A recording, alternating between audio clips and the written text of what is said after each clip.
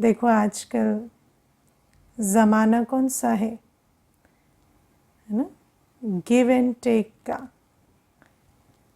लेकिन वास्तव में तो टेक एंड गिव है ना। क्योंकि पहले हर कोई कहता है मुझे दो, मैं तुम्हें सहयोग दूंगा, लेकिन पहले तुम मुझे सहयोग दो।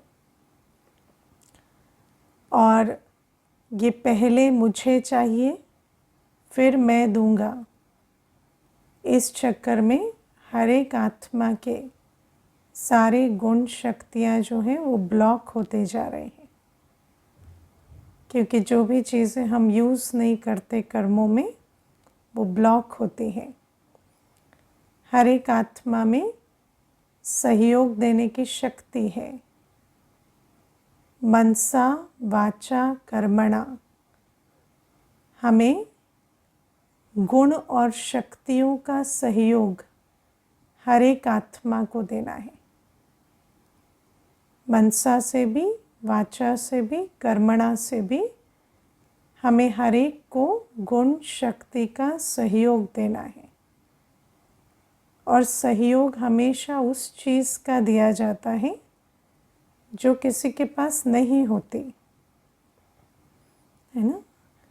तो पहले सहयोग कौन देगा?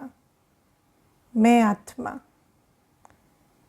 आप देखो, बहुत छोटे छोटे एग्जाम्पल जो बेहद की सेवा में सहयोग के आते हैं।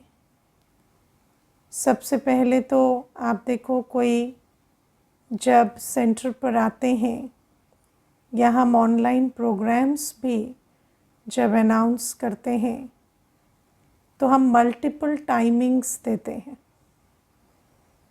है ना। एक टाइम नहीं रखते।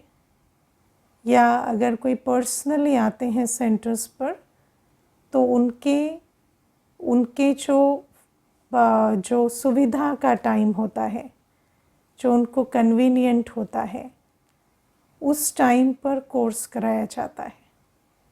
मान लीजिए कोई कहता है कि मुझे सुबह का टाइम सूट नहीं करता, मुझे 11 बजे का टाइम चाहिए, शाम को 4 बजे का टाइम चाहिए, तो उसको ऐसे नहीं कहते कि पहले आप एडजस्ट करो, है ना। पहले एडजस्ट हम करते हैं, क्योंकि उसके पास पावर टू एडजस्ट नहीं है अभी तो वो नहीं कर पाएगा।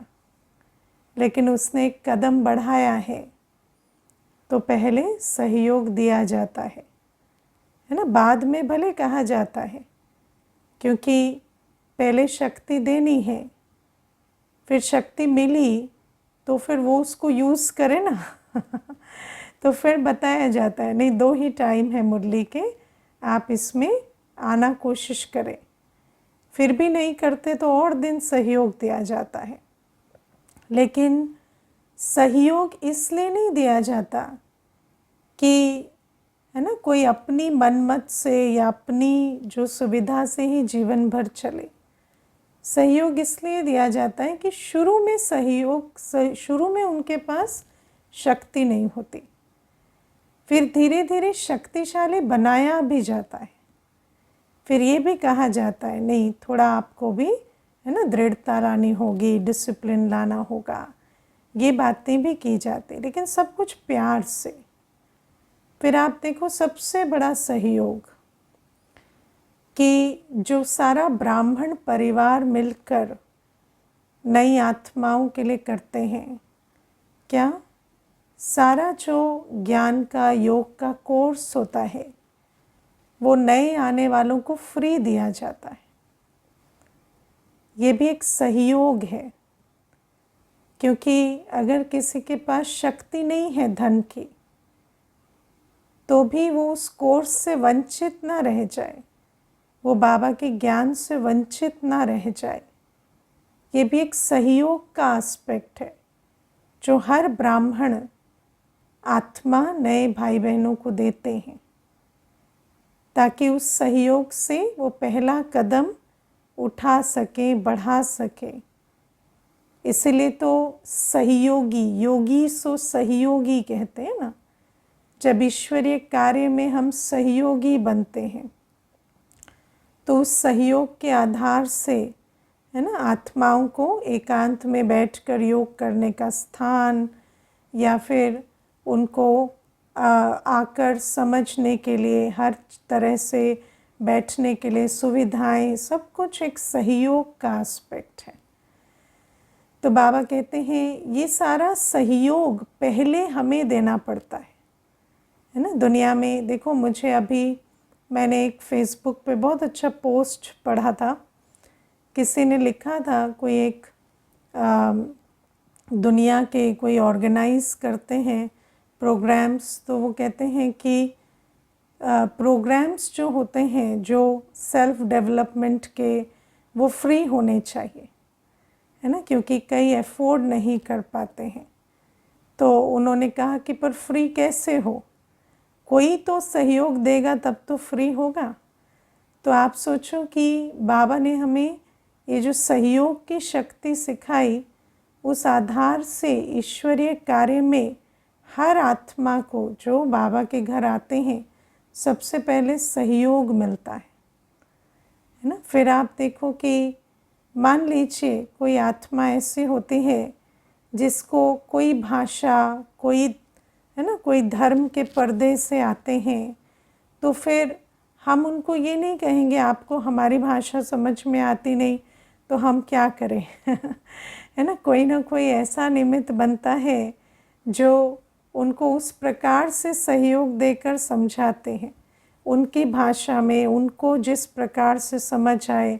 आप सोचो कितने प्रकार से हमने खुद ने भी, जब हम क्लास कराना शुरू किए, कोर्स कराना शुरू किए, तो अनेक धर्मों की आत्माओं को कैसे समझाएं, या अनेक जो विभिन्न धर्मों से कोई आते हैं उनको किस प्रकार के एग्जाम्पल दें, किस प्रकार से जो बात उनको समझ में आए उस प्रकार से करें। तो ये सारा सहयोग हमें देना होता है, क्योंकि पहले पहले वो आत्मा अपने कंफर्ट जोन में रहकर ही सीख सकते हैं। आप उनको कहें कि आप बड़ी बातें समझ लें, आप उस भाषा में समझ लें जो हम कहते नहीं, आपको उनके हिसाब से उनको समझाना पड़ेगा। तो ये भी एक सहयोग की निशानी होती है। तो बाबा कहते हैं हर आत्मा को हमें सहयोग देना होता है सबसे पहले। अब मान लीजिए किसी आत्मा के अंदर पेशेंस नहीं है, है ना, तो आपको पेशेंस रखना पड़ता है। हम देखते हैं कई ऐसे होते हैं, आएंगे और बैठेंगे तो फिर एकदम से ना 50 प्रश्न पूछ लेंगे ये कौन है, ये किन की तस्वीर है, आप लोग योग कौन सा सिखाते हैं, यहाँ पर प्याज लहसुन छोड़ना तो नहीं पड़ता, यहाँ पर ये तो नहीं होता। तो इस प्रकार से 50 प्रश्न एकदम से आते ही पूछ लेते हैं। तो फिर वहाँ पर कहें कि आप पेशेंस रखो, नहीं, हमें थोड़ा पेशेंस रखना पड़ता है। फिर हम कहते ठीक है, हम आपके प्रश्नों का एक एक करके उत्तर देते हैं। तो इस प्रकार से जिसको जिस गुण की, जिस शक्ति की कमी होती है ना, किसी के अंदर सहन शक्ति की कमी होती है, किसी के अंदर कोई और ट्रॉमा होता है, तो शुरू में उन बातों का हमें ध्यान रखना पड़ता है। फिर आप देखो कि मान लो हम किसी कार्य में, जैसे कोई आए, तो जैसे आप लौकिक गृहस्थ व्यवहार में अगर रहते हैं और कोई आए, या आप किसी के यहाँ गए हैं और फिर वो कोई कार्य कर रहे हैं और उसमें आप अपना सहयोग दे रहे हैं। मान लीजिए कोई ऐसे हैं जो, है ना, कोई क्रिएटिव कार्य हो रहा है, आप उसमें सहयोग दे रहे हैं, या वो कुछ गार्डनिंग कर रहे हैं, कुछ कर रहे हैं, तो आप भी वहाँ पर स्नेह सहयोग से उपस्थित हैं, तो उस आत्मा को भी आपके संग का रंग लगता है। क्योंकि जब हम गृहस्थ व्यवहार में रहते हैं तो पहले पहले कोई ज्ञान तो नहीं सुनेगा ना, पहले पहले तो आपके संग का अनुभव करेंगे।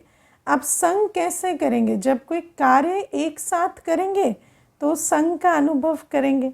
जैसे अभी देखो, पीछे एक माता पूछती थी कि मेरी बेटी को ज्ञान में कैसे लाऊं, है ना, तो उनको कहा कि जब रोटी बनाते हो, जब वो कुछ कर रही होती है, पढ़ रही होती है, तो उसके साथ बैठो या रोटी बना रहे हो, छोटी है तो उसको भी छोटा छोटा वो आटे की लोइयाँ होती हैं वो दे दो, वो भी अपना कुछ कुछ बनाएगी करेगी, है ना, साथ में खड़ी रहेगी। तो फिर उस संग के रंग में कुछ न कुछ उनको जो एक्सचेंज होता है वाइब्रेशन का, बातों का, उससे उनको सहयोग और स्नेह का अनुभव होगा। अब कई बार हम ये एग्जाम्पल सुनते हैं दुनिया में कि बच्चा पढ़ रहा है और माँ भी साथ में बैठ के पढ़ रही है या पिता भी साथ में बैठकर पढ़ रहा है। तो ये क्या है, ये एक सहयोग का कदम है कि जो कार्य कोई कर रहा है उसके साथ मिलकर वो कार्य किया, और उस कार्य को करते समय जो बात उनसे नहीं हो पा रही, कोई चीज़ उनको नहीं समझ आ पा रही, या कोई चीज़ आपको समझ आ रही है कि ये मैं इनको इस समय बता सकता हूँ, तो सहयोग के रूप में वो बात दी जाती है। कई बार हम सहयोग नहीं देना चाहते, शिक्षा देना चाहते हैं, है ना। आप बैठे रहें और उनको कहो ऐसे नहीं ऐसे करो, वैसे नहीं वैसे करो, नहीं, साथ में बैठना पड़ेगा। अगर साथ में बैठेंगे, साथ में करेंगे, तो शिक्षा भी बड़े प्यार से दे देंगे। और जहाँ सहयोग नहीं होता, साथ में खड़े नहीं, आप मानो कोई ब्राह्मण ही है ना, भंडारे में साथ में भोजन बना रहे हैं। अब भंडारे में साथ में आप भोजन बनाएंगे तो उनको सिखाएंगे। आप बैठकर उनको सिखाने की कोशिश करेंगे तो वो कैसे सीखेंगे। और फिर उनको कहें कि ये ऐसे नहीं ऐसे होता है, ऐसे नहीं वैसे होता है, तो उस प्रकार से तो वो सीखेंगे नहीं। लेकिन आप भी साथ में खड़े होंगे तो उसको 5 शिक्षाएं भी देंगे प्यार से, तो वो जो 1 घंटा आप उनके साथ मिलकर कार्य कर रहे हैं, वहाँ जो स्नेह का एक्सचेंज हो रहा है उसमें वो शिक्षा भी धारण हो जाएगी। तो बाबा इसलिए हमें कहते हैं हर एक को सबसे पहले हमें सहयोग देना होता है। फिर कोई आते हैं, मान लो देखो जैसे कोई आए हैं, उनकी अपनी परेशानियां हैं, उनके जीवन में अपनी कुछ उलझने हैं, समस्याएं हैं, जिसको वो बुद्धि में लेकर आए हैं। अब आप सोचें कि पहले ही वो आत्मा का चैप्टर सुन ले, वो नहीं होगा। पहले वो जो चाहते हैं, जिस बात का वो हल चाहते हैं, जो मन में वो प्रश्न लेकर आए हैं, उनको सुना जाता है, या उनको अपनी तरफ से जो भी भले ही ज्ञान ही सुनाते हैं, पर उस भाषा में जैसे कि उनको समझ में आए। फिर धीरे धीरे डायरेक्ट ज्ञान पर आया जाता है। अगर हम कहें कि नहीं आपका जो प्रश्न है वो फालतू है, बाकी आप ज्ञान सुनेंगे तो उसका हल होगा तो ऐसे नहीं चलेगा। पहले अगर आपको ज्ञान है तो आप उस ज्ञान के एप्लीकेशन के रूप में कुछ ना कुछ उनकी बात बताओ, या अगर कुछ बताने को भी नहीं है तो भी उनको सुनो, क्योंकि सुनने का सहयोग भी दिया तो भी वो आत्मा जो है उसके दिल आपसे जुड़ती है। तो सबसे पहले तो हमें सहयोग देना होता है। हम सोचें कि एकदम से किसी को हम जैसा ज्ञान सुनाना चाहते हैं, हम जैसा सेवा में उनको इन्वॉल्व करना चाहते हैं, वैसा हो जाए, वो नहीं हो सकता। हर एक को पहले सहयोग देना होगा। और कई बार सहयोग देने की शक्ति नहीं होती। कई बार हम सोचते हैं बस हम शिक्षा दे दें और सामने वाला समझ जाएगा, पर शिक्षा सहयोग का रिप्लेसमेंट नहीं हो सकते। आप सोचो, ब्रह्मा बाबा मम्मा सदा बच्चों के साथ साथ, है ना, सहयोगी बनकर रहते। हर कार्य में जो भी बच्चों के अंदर कमी कमज़ोरी होती उसको भरते, है ना। ये नहीं आता तो उस, या ये शक्ति नहीं है, ये गुण नहीं है, तो उस रिक्त स्थान को भरते, तभी तो बच्चों की इतनी पालना हुई। तो बाबा कहते पहली चीज़ है सहयोग। फिर सहयोग के साथ क्या चाहिए, स्नेह चाहिए, है ना। स्नेह में क्या होता है, हर चीज़ लाइट हो जाती है। जहाँ स्नेह होता है वहाँ हर चीज़ लाइट हो जाती है। वहाँ जिसको स्नेह मिलता है उसकी, आज मनुष्य की सबसे बड़ी आवश्यकता क्या है, शुद्ध स्नेह, निस्वार्थ स्नेह, है ना। और जब निस्वार्थ स्नेह मिलता तो जितनी भी दिल में जो गांठें हैं, जो दिल ठंडी पड़ गई है, जो दिल जो है ना, जिसको फ्रोज़न हार्ट कहते हैं, या दिल में जितने टुकड़े हो गए हैं वो सारे जैसे हील होने लगते हैं। और बाबा को अनुभव करने के लिए क्या चाहिए, दिमाग या दिल, है ना। ज्ञान को समझने के लिए, बाबा को अनुभव करने के लिए दिल चाहिए। तो जब तक किसी की दिल मेल्ट नहीं होती है ना नरम नहीं होती, तब तक उस दिल में ज्ञान और बाबा नहीं बैठता, है ना। तो इसीलिए भले ही ज्ञान हमारा समझते हम बुद्धि से हैं, लेकिन ज्ञान को अप्लाई करने के लिए भी हमें दिल चाहिए। तो बाबा हमें कहते हैं कि पहले तो सहयोग के साथ स्नेह दो हर एक को। और ये जो शुद्ध रूहानी स्नेह होता है ना, जिसमें आत्मिक दृष्टि है, जिसमें एक्सेप्टेंस है, किसी को हम रिजेक्ट नहीं करते, निगलेक्ट नहीं करते, दे अभिमान के आधार से मेरे तेरे में नहीं आते।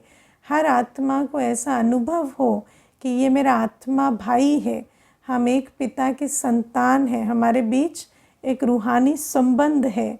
जब वो स्नेह आत्मा को अनुभव होता है तो वो आत्मा उस स्नेह में, है ना, कुछ भी सुनने को करने को राज़ी हो जाती है।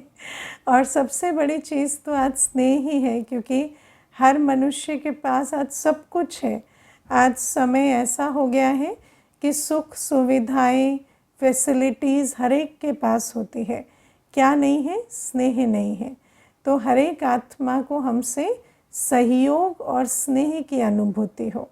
अब ये जो सहयोग और स्नेह है, ये सिर्फ एक स्वरूप से नहीं, मनसा वाचा कर्मणा तीनों से चाहिए, है ना। जैसे मनसा से सहयोग देना माना क्या होता है?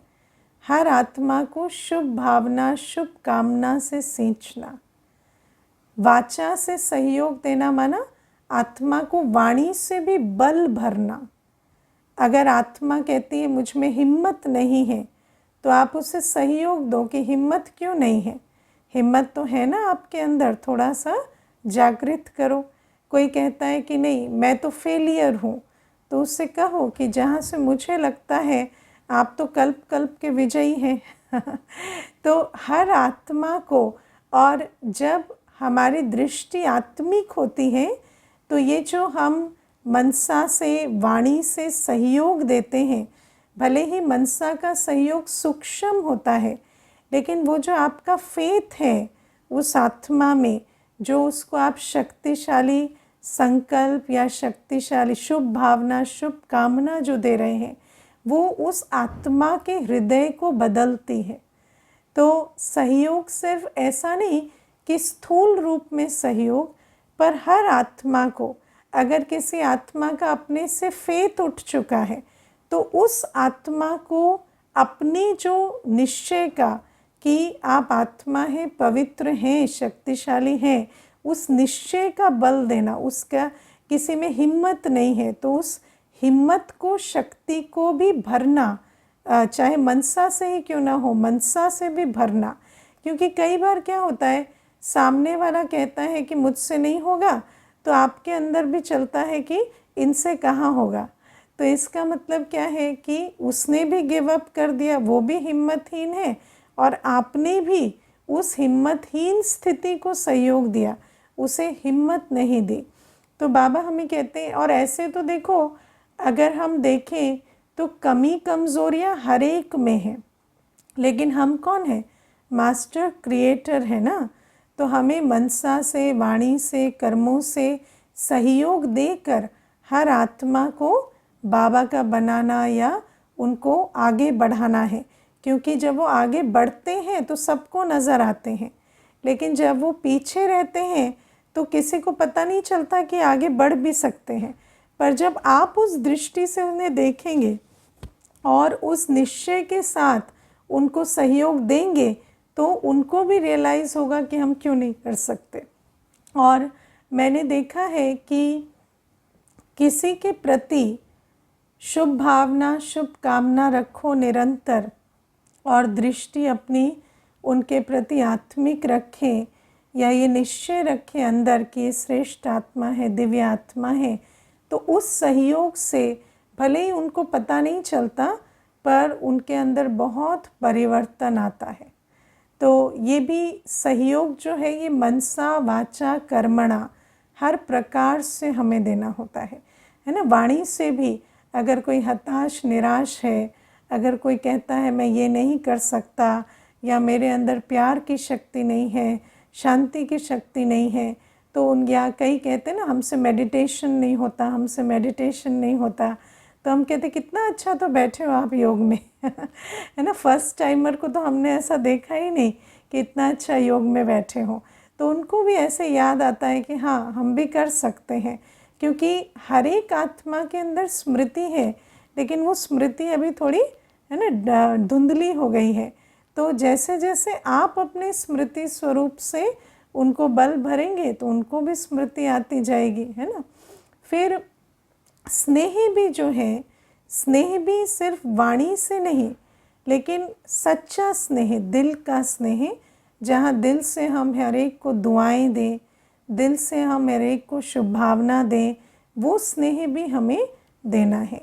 फिर बाबा तीसरी चीज़ कहते हैं सहानुभूति, है ना। तो सहानुभूति माना हर आत्मा को समझना। देखो सहानुभूति हिंदी में तो एक ही वर्ड है, लेकिन इंग्लिश में 2 वर्ड्स होते हैं, एम्पथी और सिंपथी, है ना। तो सिंपथी माना आप उनको समझ रहे हैं, उनके दुख को, उनके परेशानी को, लेकिन आप अपनी उस दुख को, परेशानी को एब्जॉर्ब नहीं कर रहे। आपको पता है ये उनका दुख, उनकी परेशानी है, ये होती है सिंपथी। एम्पथी क्या होती है? किसी का दुख आपका दुख बन गया, उसको कहते हैं एम्पथी, है ना। दुनिया में एम्पथी को बहुत अच्छा माना जाता है कि किसी का दुख आपका दुख बन जाए, लेकिन बाबा हमें कभी एम्पथी के लिए नहीं कहते हैं। बाबा कहते हैं कि वो उसका दुख है और आपको ये समझ आए कि हाँ उसका दुख है, और वो भी आपको बुद्धि से समझना है कि जब एक आत्मा दुखी है तो उसकी जो निशानियां हैं, है ना। जैसे दुनिया में तो समझते हैं कि जो दुखी होता है वो रोएगा, परेशान होगा, लेकिन हमें मालूम है कि जिसके जो दुखी होता है वो दुख देता है है ना। तो हमें ज्ञान के आधार से भी समझ में आता है कि ये दुखी है, ये परेशान है, क्योंकि जिसके पास जो है वो देता है, वो आपकी तरफ भी उसका प्रवाह करेगा। अगर कोई परेशान है तो आपको क्या देगा? परेशानी देगा, आपको सल्यूशन नहीं देगा। कोई दुखी है तो आपको दुख देगा। तो जब हम ज्ञान के आधार से दुख को, परेशानी को, या कोई भी जो अभिमान की निशानियों को पहचान जाते हैं, या विकार की निशानियों को पहचान जाते हैं, तो हमें समझना है हर आत्मा को। दुनिया में तो क्या होता है कि आत्मा को रूहानी बीमारी है, लेकिन सामने वाला समझता नहीं, तो इसीलिए वो उसको और ही क्या है, ब्लेम करता है कि ये ऐसा करते हैं या वैसा करते हैं। आज आप देखो मेंटल इलनेसेस की या मेंटल हेल्थ की आजकल अवेयरनेस बढ़ाते हैं, है ना। कहते हैं कि आपको समझना होगा कि कोई ऐसा बिहेव कर रहा है तो उसे एंग्जाइटी है, उसे डिप्रेशन है, फिर आपको उसके प्रति, है ना, क्या रखना पड़ेगा? सहानुभूति रखनी होगी उसके प्रति। ऐसे जजमेंट रखने से या ब्लेम करने से नहीं होगा। तो ऐसे ही बाबा हमें कहते हैं हम रूहानी बीमारी को पहचानने वाले मास्टर सर्जन हैं, मास्टर वैद्यनाथ है ना। हर एक आत्मा के अंदर जो रूहानी बीमारी है, जो तकलीफ़ है, उसको हम पहचानते हैं, और क्योंकि हम उसे पहचानते हैं तो हम उसे पहचानने के कारण दुखी भी नहीं होते, और हम उनके प्रति भी एक कल्याण की वृत्ति रखते, है ना। स्पिरिचुअल डिजीज़ क्या है? काम, क्रोध, लोभ, मोह, अहंकार, भय, ईर्ष्या, द्वेष, आलस्य, घृणा, दुख देना, दुख लेना, ये सब स्पिरिचुअल बीमारियां हैं। तो हमें ये बात समझ में आती है कि इसको ईर्ष्या का भूत चढ़ा हुआ है, इसको लोभ चढ़ा हुआ है, इसको मोह में, है ना, ये मोह में पागल हो रहा है या इस आत्मा को तो काम विकार सता रहा है। तो जब भी कोई आत्मा इस प्रकार से जो वाणी या व्यवहार में आते हैं, तो आप उसे पर्सनली लेने की बजाय आप क्या करते हैं, आप मास्टर दाता बन उस बीमारी का उसको इलाज देते हैं, है ना। जैसे बाबा हमें, जैसे डॉक्टर होता है, तो डॉक्टर कभी मरीज को बीमारी के लिए जज करता है क्या? हाँ, डॉक्टर कहता है आपको गंदी बीमारी हो गई है डॉक्टर नहीं कहता आपको गंदी बीमारी हो गई है। मैंने एक बार एक डॉक्टर के मुंह से सुना कि कोई कह रहे थे कि उनको बहुत गंदी बीमारी हो रही है। बीमारी कौन सी गंदी नहीं होती, सभी बीमारी गंदी ही होती है तो बीमारी है तो गंदी है ना, उसको गंदी बीमारी कहने से क्या होगा। तो मुझे वो बात बहुत अच्छी लगी कि हर एक बीमारी तो ऐसी ही होती है। अब उस बीमारी को जब आप समझ जाते हैं, है ना, आप कोई उनका दुख अपने अंदर आत्मसात नहीं कर रहे या कोई उनकी परेशानी को अपनी परेशानी नहीं बना रहे, और आप समझ रहे हैं कि हाँ, इस आत्मा को ये तकलीफ़ है, ये दुख है, ये परेशानी है, और आप बाबा की याद में उसे सल्यूशन दे रहे हैं। मनसा से भी उसको शक्ति भर रहे हैं, स्नेह सहयोग दे रहे हैं, वाणी से भी उस आत्मा को ज्ञान सुना रहे हैं, और कर्मों से भी उसको सहयोग दे रहे हैं।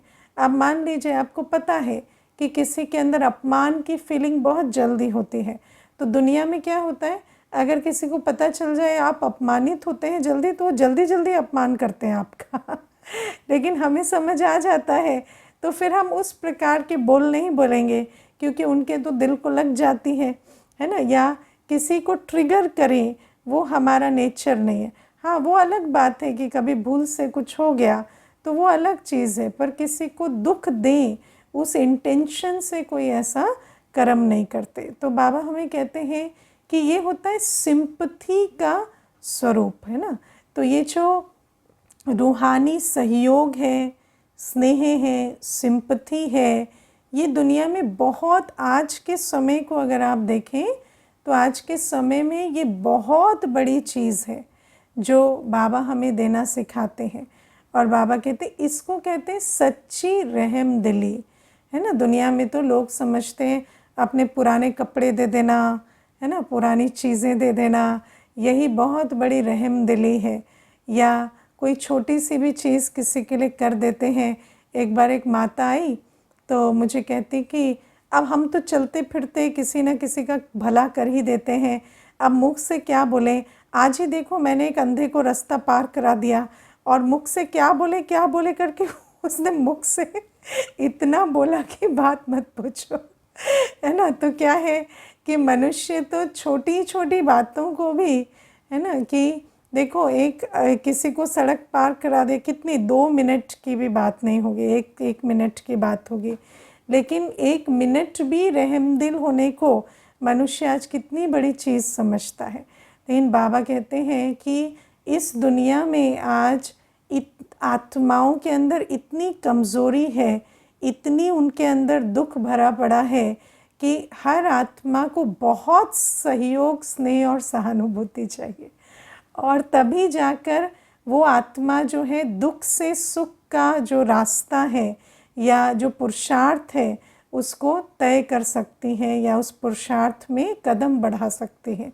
तो इतना जब हम सहयोग, स्नेह और सहानुभूति दें, तब जाकर ये विश्व दुखधाम से सुखधाम बनेगी।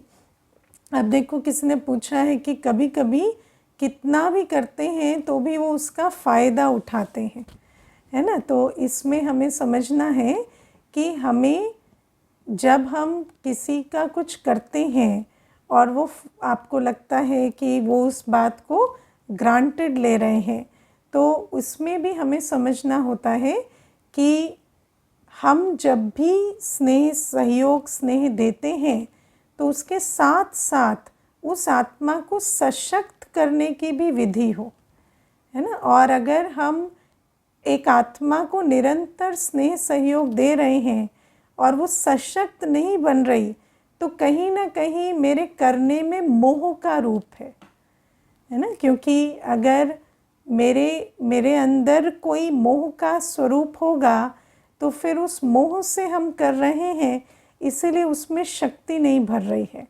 वरना रूहानी सहयोग, रूहानी स्नेह जिसको मिले उसको शक्ति ज़रूर मिलेगी।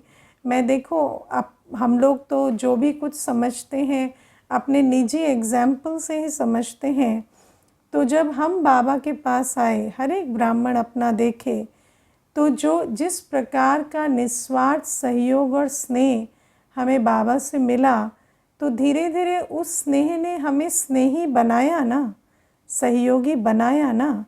तो जब एक आत्मा सचमुच स्नेह और सहयोग को एक्सेप्ट करती है, जब उस एब्जॉर्ब करती है, तो उसका स्वरूप भी स्नेही और सहयोगी का बनेगा। और अगर एक आत्मा एब्जॉर्ब नहीं कर रही है, तो कहीं ना कहीं हो सकता है कि हमारे देने में कोई मोह की रग है या कोई और चीज़ है जिस कारण वो उसको ग्रांटेड ले रहे हैं। और अगर उसके बाद भी ऐसा लगता है कि अच्छा मोह में नहीं है, तो फिर कर्मणा से, है ना, उनको भी मोटिवेट करें, लेकिन मनसा से हमेशा उनको स्नेह सहयोग से सींचते रहें। जैसे कर्मणा में ऐसा नहीं कि हमेशा करते ही चले जाएं, क्योंकि तन की या जो धन की बात होती है उसमें लिमिटेड होता है, हर चीज़ में एक लिमिट होती है।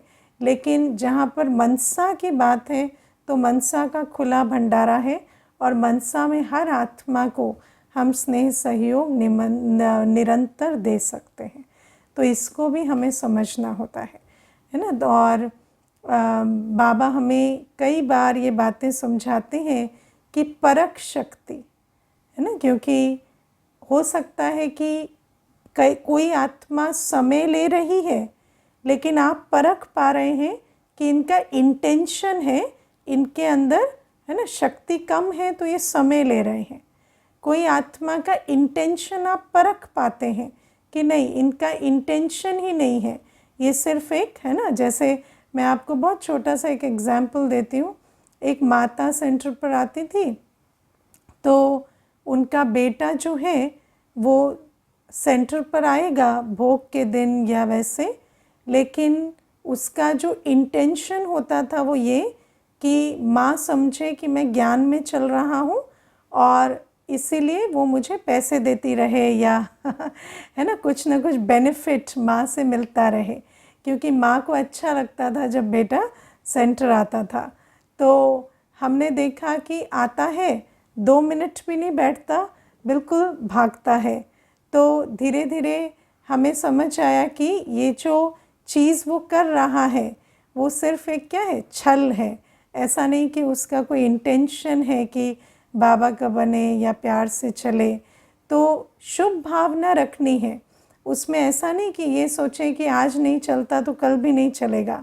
तो शुभ भावना रखनी है, मनसा सेवा भी उसके लिए करनी है, लेकिन वो जो बेनिफिट दे रहे हो, है ना, जैसे माँ कहती थी कि अच्छा ठीक है, अगर तू 2 थर्सडे जाएगा ना तो फिर तुझे जूते खरीद दूँगी। तो पहले पहले तो माँ ने थोड़ा लालच देकर चलाया, तो चलो वो भी एक तरह का उसको जैसे उसका वो चीज़ जो उसको चाहिए उसके लिए उसको भेजा। लेकिन फिर हमने कहा कि नहीं, वो चीज़ आप बंद कर दो, अभी वो आए तो खुद से आए, और अगर मानो नहीं भी आता या ऐसे छल भी करता है तो भी उसके अंदर शुभ भावना रखो कि ये आगे चलेगा, लेकिन वो जो बेनिफिट आप देते हो वो छोड़ दो। है ना, क्योंकि वो उस बात को मिसयूज़ कर रहा है। तो इन बातों में बहुत परख शक्ति चाहिए होती है। कई आत्माएं सेंटर पर भी कई ऐसे भाई बहन होते हैं जो बहुत समय लेते हैं, उनको काफ़ी समय तक सहयोग देकर चलाना पड़ता है, लेकिन पता चलता है कि इनके अंदर संस्कार जो हैं वो थोड़े डिफ़िकल्ट हैं, लेकिन इनका इंटेंशन राइट है। और कई ऐसे होते हैं जिनके संस्कार में इतनी प्रॉब्लम नहीं है लेकिन इंटेंशन में प्रॉब्लम है, तो फिर उनको उस रूप से चलाया जाता है।